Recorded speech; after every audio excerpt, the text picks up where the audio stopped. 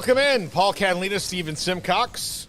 Steven, what are your thoughts on the Big 12 right now as a conference? And from what you thought, let's go like in the past, 6 months ago, right at the beginning of the season, right now. Well, before the season started, I thought it was a league that could get more than one bid in the playoff. I'm starting to doubt that with all the parity that's around it right now. I still don't really have a great feel. I still believe in Utah, but the Cam Rising thing, we just don't know what the deal is and when he's going to come back, so it's hard to completely buy in. Arizona's kind of a weird team because they started off slow, but that was a big win for them, and it feels like they're coming into their own. A lot of the contenders, like Oklahoma State and Kansas State, had early slip-ups. Well, Oklahoma State's really struggling, but I think the team that surprises me, I still don't think they're built for the long haul, but it's hard to ignore Colorado right now. Yeah. I mean, I know they shouldn't have beaten Baylor, but they did. I was surprised at how they handled UCF. I still think when it comes down to it, I like Kansas State or Utah, depending on what happens at quarterback. But, I mean, I think it's a fun league. I'm not sure if anybody's truly great. I think everybody has their flaws. And from like a national perspective, I'm concerned that it's just going to kind of fall in the background a little bit because it's like, oh, well, it's a bunch of teams beating up on each other. And not like in the Big 12 basketball sense where, there's really elite teams and they're playing every week. It's just like everybody's kind of mid to a certain extent. Yeah. I thought after a couple weeks ago, UCF might be able to take a step forward, and then Colorado went there and thumped them badly. Yep. UCF needs to get to that, like, in big moments, do big things. And, like, last year, their first Big 12 game at home was Baylor. They had one of the most epic collapses in their history. And then their first, this is a bunch of attention, big noon kickoff, tons of TV eyes and all that. And it was just another coronation for Deion Sanders and Travis Hunter and Shadur and all that stuff. So they've got to get to that point where they start closing, like, in the good spots. Right. I think that they will. I think, Colorado was able to take them out of their game really early and change that. But, yeah, now that, like, I thought there was no way Colorado was going to make a bowl game. Now they're just knocking on the door of that. And right now I think there's a way that they could be playing in Arlington, the way this league looks. And I still don't think they're a complete team by any stretch of the imagination. And they ran for 129 yards, and it made it seem like they were running the wishbone. But they didn't even get close to that in any of the other games, maybe even combined. I can't really think. I'm sure there's examples. It's hard for me to think of a team that's that limited in the trenches that has won a conference title and then made some noise, like, nationally. But, that being said, they've got great skill talent, and I think their defense has improved. As you said, Paul, I was super impressed with what they did against UCF. The crazy thing to me about the league is, and I know, like, you have to take what fans get caught up in the moment, good or bad. So, your team loses and you're like, let's shut down the program. You win and you're excited. But I've been shocked at the amount of TCU fans this week, Paul, that have been talking to me and saying, like, well, every game on the schedule is winnable. And I'm like, have you watched this team this year? I know they're coming off a win against Kansas on the road, but I think the league is lending itself to this idea of, like, well, anybody can beat anybody every week. And so it's giving people a lot of hope. I don't know if there's, one program yet that's emerged besides Colorado's had some good moments. We'll see how Utah bounces back. But I do think everybody's kind of in the same space. And then, Kansas State's another team. Looked really good last week after a tough start to Big 12 play. I think they have the ingredients, but who's gonna emerge as the team to beat? I don't have a great answer for that right now. Let me ask you this, Stephen. On Oklahoma State, Mike Gundy has been very vocal about, what it costs NIL-wise and how far they can go in. I think he's willing to do that. I think he's willing to use the transfer portal. I don't think he's enthusiastic. He clearly uses the transfer portal. I just don't find him all that enthusiastic about it. And I wonder if that's hurting them a little bit too. Because when you're trying to sell your donors to give you NIL, you need to make them think that the money that they're – I don't think it's going to work when people are like, look, this is the way it is. It sucks. I hate it, but you guys have to give us money. Like that's not going to be – I think he's got to change that vibe to more like, hey, we've got to be competitive. This is a new thing. It's great for players. This is how we have to raise this money. If you want us to be competitive and compete in this league, then this is where we need to be. If you want us to compete for conference titles, compete for the playoff, and do all these things, this is where we need to be. And he needs to be enthusiastic about it. And I don't begrudge him for sharing his personal feelings about it. But the thing is like, it's not going to change, and it's only going to get more difficult for you in this regard. So, maybe like you kind of have to embrace it even though you don't like it. There are things about all our jobs that even when we like them, we don't like one part of it, Yeah. So, but you have to embrace things that are going to help make you better. I get that, but do you feel like he's a guy that's in an echo chamber? Yeah. Where he just thinks, because I feel like every time Gundy says something that's controversial, and I'm not using it in quotes, I'm just meaning like they probably come to Mike and they're like, hey, you shouldn't have said that. And he's like, said what? And they're like, you probably shouldn't have said that COVID's going to disappear after 1 week. Yeah. But in his mind, he's like, I'm just saying what everybody's thinking. Yeah. Like, I'm just putting out the popular opinion.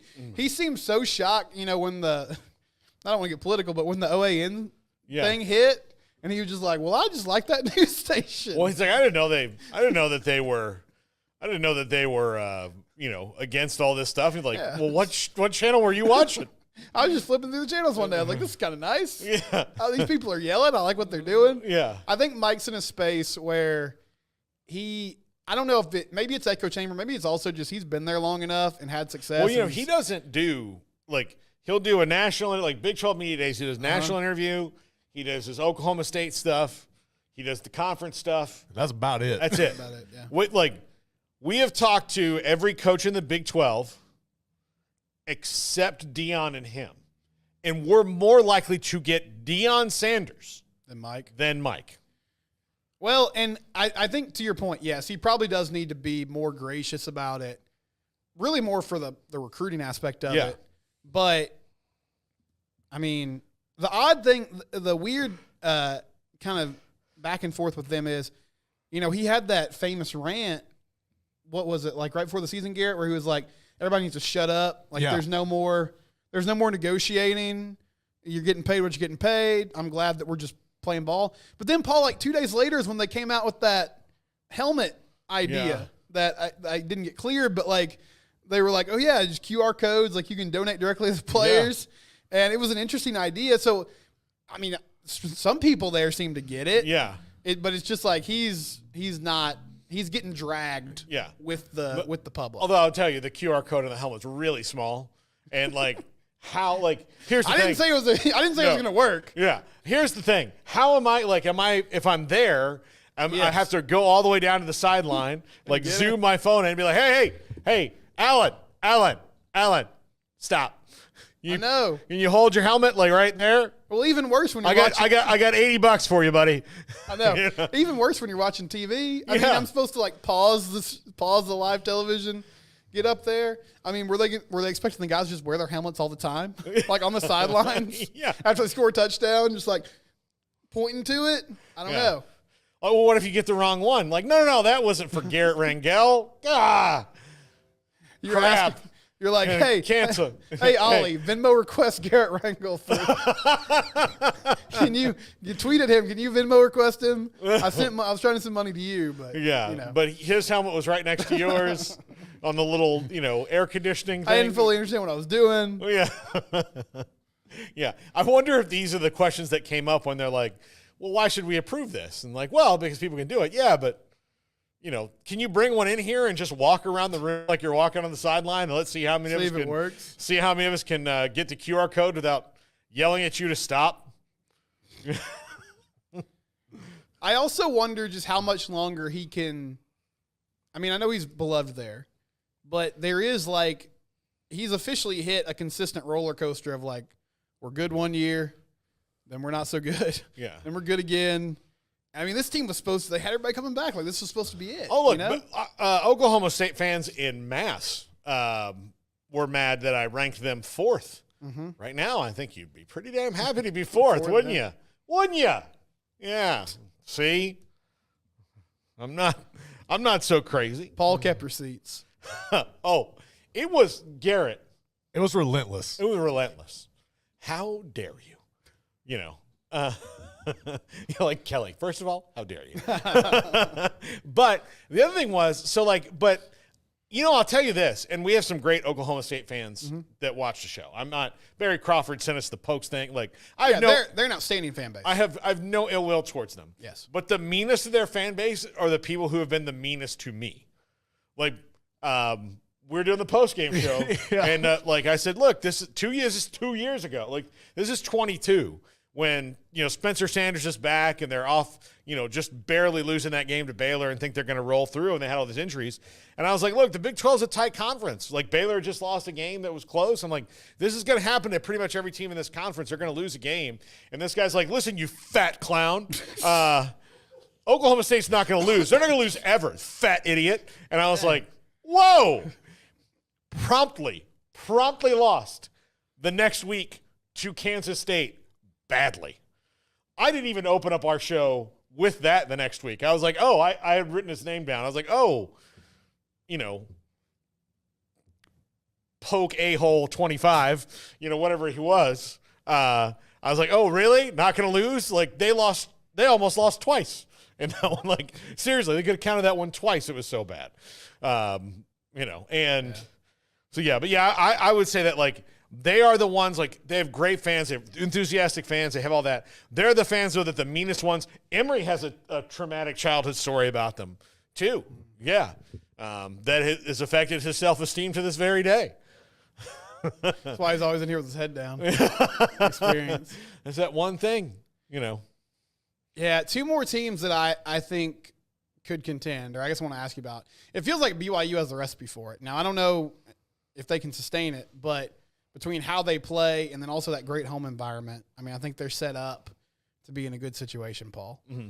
And then I know they played Arizona State and Cincy, but the Texas Tech Red Raiders are 2-0, buddy. Yeah. And they're kind of going back to, like, old school.